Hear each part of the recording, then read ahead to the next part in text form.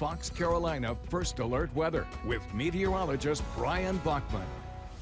All right, a good Wednesday evening, everybody. Happy to say that we finally have some rain in the forecast for tonight. It's not going to be drought-busting rains, but we're very much at the point of we'll take anything that we can get at this point. But to put this drought situation into perspective here as we await some rain, still nothing in the rain bucket, at least in terms of measurable rain so far this month. We did have those sprinkles last Friday, but didn't amount to anything measurable. So we're already about an inch and 3/10 behind where we should be at this point in October. Still haven't even hit a quarter, or 3/4 rather, of an inch of rainfall for the entire season so far, putting us at about 4.3 inches of rain behind the fall average here in the upstate. In fact, it's been over 3 weeks since the last time we even had measurable rainfall upstate. At GSP Air Sports specifically, you have to go all the way back to September 17th when we last got half an inch of rainfall, so a decent amount of rain there. But then the rest of the month, and certainly the month of October so far, has largely been a blank. Looks like we'll finally put at least a little bit of measurable rain in the bucket for tonight, but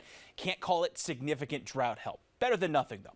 As for satellite and radar here, we got a cold front draped just south of the area that's going to gradually bump back to the north as a warm front late tonight into tomorrow.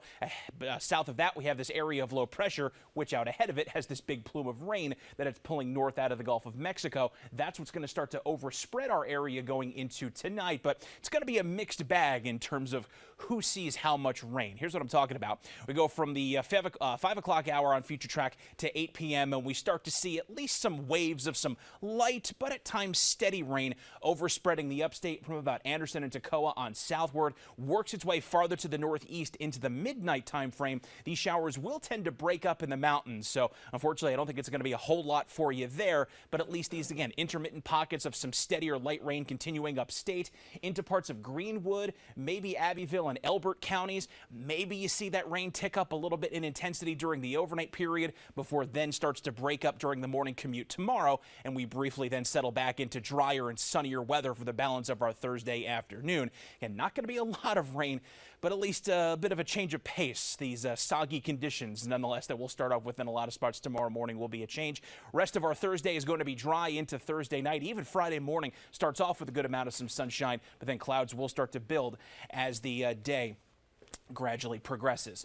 Rest of your forecast here upstate. After tonight's showers, we'll have a couple of leftovers in the morning, then sun tomorrow, high of 75. We stay in the 70s as afternoon and evening showers return Friday and then continue at times into Saturday before the cold front responsible knocks us back into fall big time. A stretch of highs in the 60s Sunday through Wednesday, lows down into the 40s. So if you liked that sweater weather from last weekend, definitely a lot more of it coming your way.